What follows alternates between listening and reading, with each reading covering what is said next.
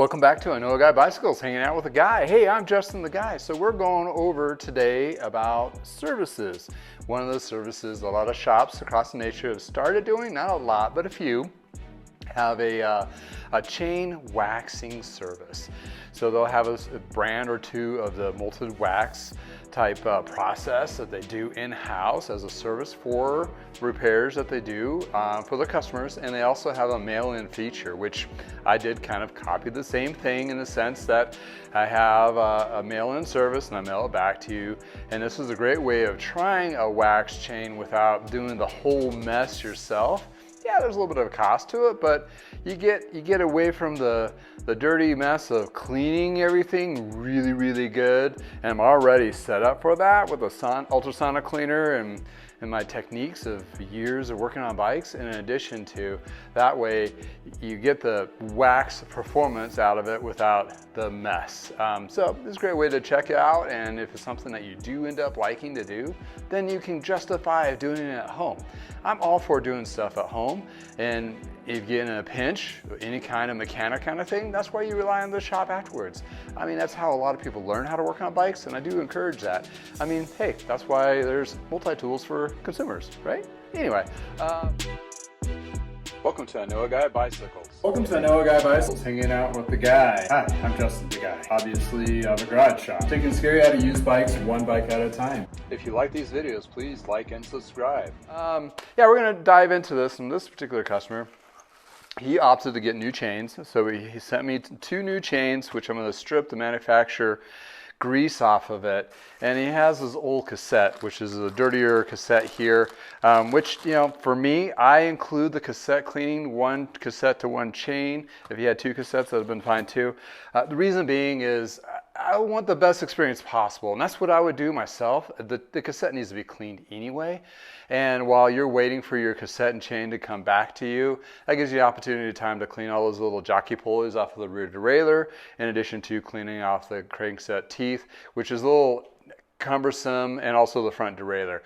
To do that by pulling that all off and you have to readjust it, this is kind of the easier lift, and then you can just kind of floss all those other pieces on your bike and get those all cleaned up prior to putting your newly waxed chain and cassette back on there. So that's what I include. So yeah, let's dive into this and kind of go through the details. So for my experiences so far of doing the wax chains, is I decided to go with a kind of a crock pot hot water boil, like your melting chocolate technique. So I already have some of this pre-melted, and they've chose the Silka Secret chain wax. So I already had some used on a couple others. So 1 bag of it leaves a lot of extra. So and the funny thing is they don't tell you how many applications you can get out of it.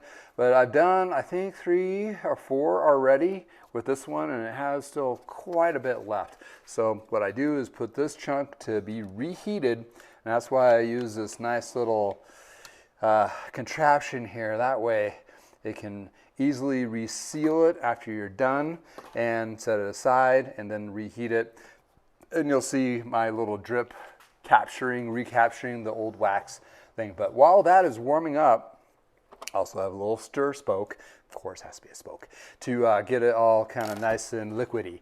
I set these for about 250 or less to get the water boiling, and that gets the wax portion melted down. And the Silka, they use a tungsten disulfide with a paraffin, I believe, mixed blend. You can watch one of their videos and see, you know, all the nits and tricks on that. But this is what the gentleman opted to try out, and I've used it on a couple of my bikes and my neighbor's bikes as well, and it seems to be doing really well for him. So anyway, after all this is cooking, we're gonna clean these guys. Oh yeah, let's dive into this. All right, so what we're doing here is we're gonna take, looks like a spider, but it's not, I hope. Oh, that's weird. Anyway, take his cassette out of here, and he did a nice job of zip tying it, which is, you know, doesn't necessarily need to be that way, but that's a good way of just keeping everything together. So I'm just going to leave it zip tied for the individual there.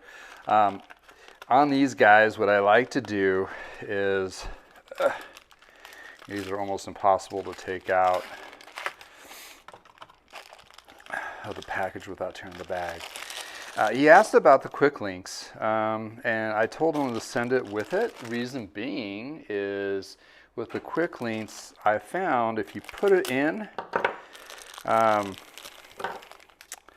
with the quick link in as you're doing the waxing process, that way it's not some major bear of trying to push this through afterwards. So it's kind of like pre-waxing your quick link too. I mean, it's a link, so you want to have that waxed up as well. So what I do is I take the chain and find the two ends, and you know, they say there's so many usages of the quick link. I mean, you can use it multiple times, and this is obviously not going to be under any tension until it's installed. And this gentleman, he's going to have to cut his chain after to length once he gets these back, and so he can use his old chain to do so. And by doing that, he will have an extra little section of pre-waxed scrap chain. So if he puts it in his pack, he'll be all ready to go. So you pinch these guys together. And all right, a little bit of snap there. And kind of fold it up like so. The process is cleaning it 2 times in a direct cleaner, which is what I use is the simple green direct. And then once those are cleaned 3 times in simple refreshed with 3 times the simple green, then you do rubbing alcohol. I'm going to do that once or twice to get all the excess out. I found with new chains, it comes off pretty quick, so you really don't have to do too much there.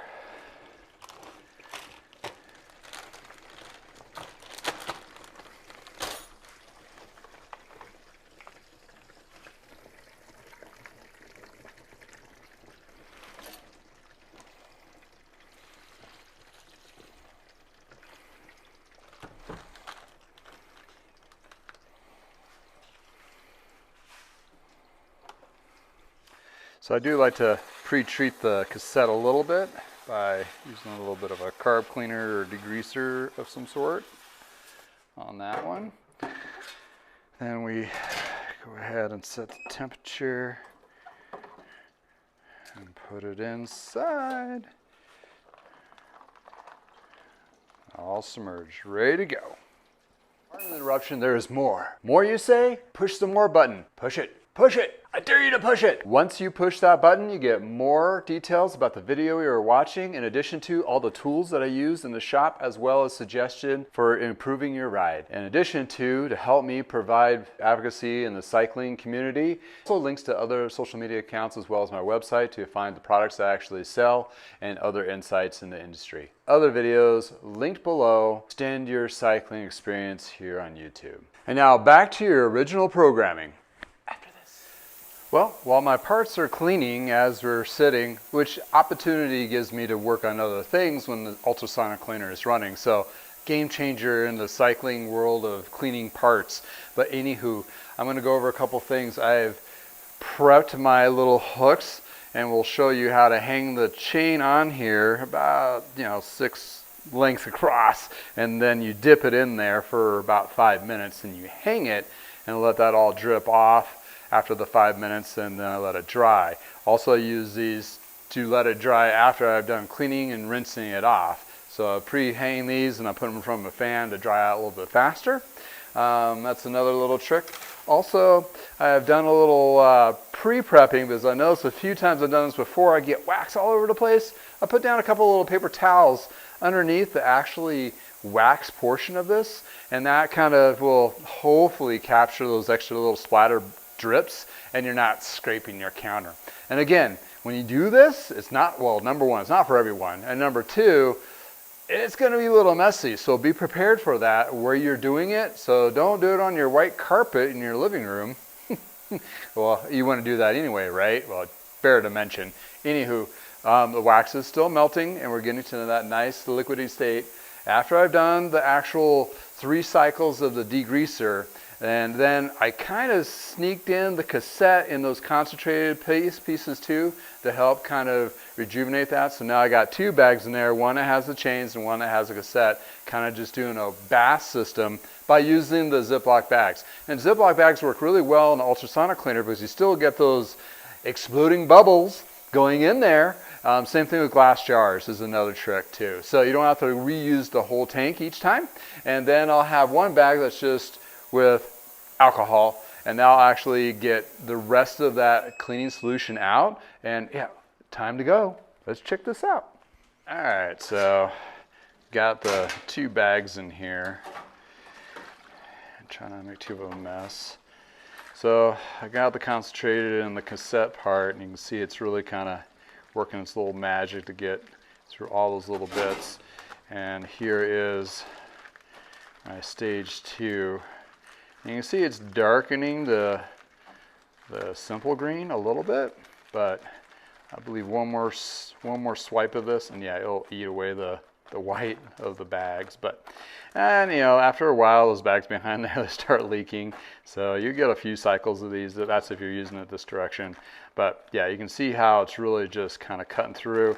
And with that grease that's already on there, it's kind of like a creosote.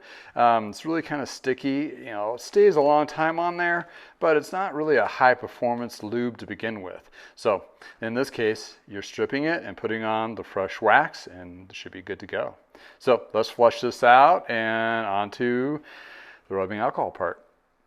All right, here's a little ultrasonic trick. So I flushed it out with fresh hot water. And since I know this is still pretty concentrated, so I don't want to just waste that. So what I'm going to do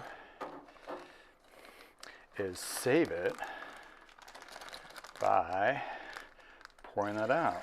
So it's still pretty concentrated, and I can still use it for my other parts that I'm going to be doing. And with this guy, if I can do it cleanly, what I'm going to do is take my new bag.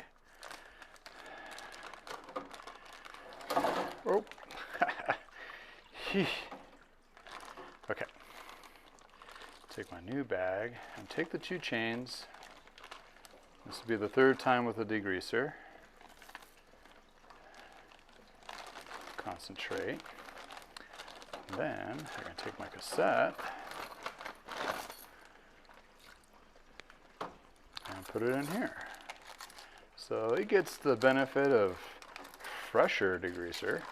And when, you know, usually when I use the concentrate, you're looking at 1:7 ratio. So a couple times with the cassette, actually it will get a lot of that grime off there. And here's the trick, is since that 1:7 is about 3 baggies worth of simple green. So in this case, I'm basically replenishing my tank. Simple green. Use the vacuum to tighten these. And there we go. On to the next round. Okay, now take these guys out. It seems like it's doing its job of really cleaning that out. So I'm just going to pour out the solution here into my tank. And I got a pretty clean cassette, so I'm pretty happy with that. And since these have been cleaned a couple times, this should be pretty clean. So if this was a dirty chain, this would be a lot darker still, so you may have to do another time. But since this is way good, we're gonna just put that there, pour out the excess in my tank. So now my tank is ready for regularly cleaning other parts. What I'm going to do is rinse this off in hot water, and then I'm going to use the alcohol for the chains only, and leave this in here one more time with the actual solution there, so it gets it extra clean and ready to go. So here we go. I'm going to rinse this off. Okay, all rinsed off. Now we just need to put the chains in the new bag.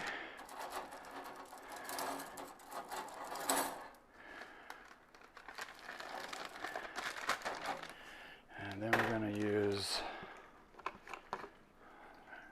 rubbing alcohol.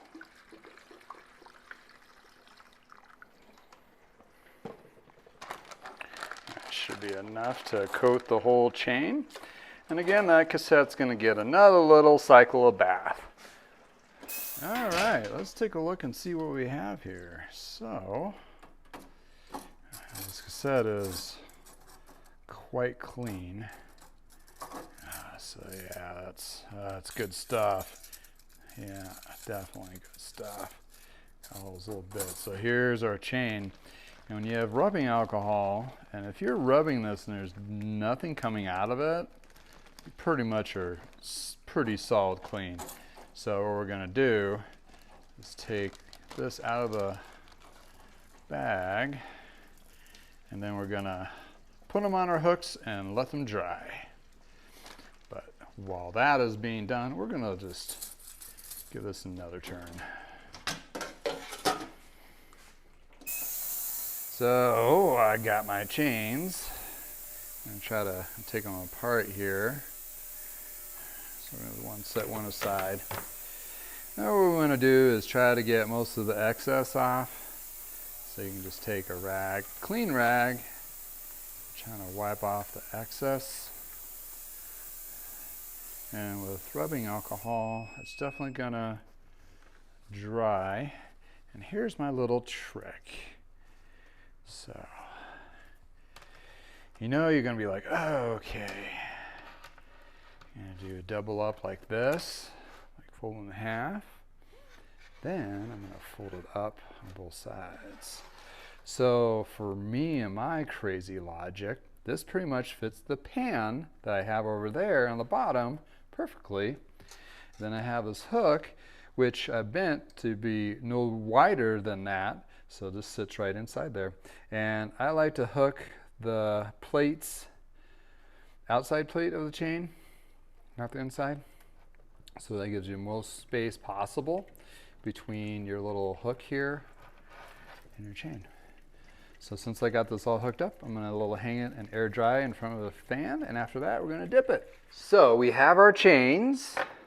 They are completely dry. You wanna make sure they are completely dry and they're still in their little hooks, so ready to go. So if you look at how this works, is I like to dip this down so the whole chain gets submerged. And you can do it a couple different directions. Move that chain around, but still using the hook to hold it in place. And there you go. You let it sit for 5 minutes and voila. In that during time, I like to let it move it around a couple times, so that way it gets really mushed in there. So we'll let that sit for 5 minutes, and then we'll do the second one and let it hang to dry. So we're at the 5-minute mark, and what you want to look for in this is when it's like very thin. Like, you don't want it to be caked. You want the temperatures to be hot enough that it kind of just slides off. So you're penetrating all the little parts. And what I have here is a little peg hook right above it where I can hang this, and that drops off all the excess, drips down, and in that case it actually will save as much as you can, but that's still going to be plenty of wax on that chain, as you can see it just constantly drip as we're looking at those little drips coming down. And that's the temperature. Yeah, it's around 200 on this, so it keeps it quite liquidy. And then we'll proceed to the second chain, and it's basically the same thing: rinse, recycle, repeat. So I just put this in here. You can see how it gets that white coating instantly. The chain itself needs to heat up, and once it heats up, it becomes more transparent, like so. And that way it's really penetrating all those links. And you know, rumor has it 5 minutes is the best number. And you just let it sit and let it dry, and it'll get stiff. Right now it's all kind of fluid, of course. And you can tap it to kind of get some of those extra drips off there. You know, extra drips off is better in a sense, because that way when you go to start peeling it, it'll definitely shed all of its extra wax. And when you put it on the chain, drivetrain, again, it takes a little bit of time for it to get completely smooth, but we'll go over that in a minute. Well, there we have it. You know, waxing a chain, it is a process. We have to clean the chain and the cassette very thoroughly, let it dry completely, then submerge it in the hot wax for roughly 5 minutes or so. So when we're looking at the chain, they're going to be kind of clear, not cakey white or grayish, and that's where we're going to end up with the final result, is these guys as they drip and dry. And having the cassette completely clean and ready to go, we'll get it in its little priority box there and all wrapped up with instructions and all ready to go.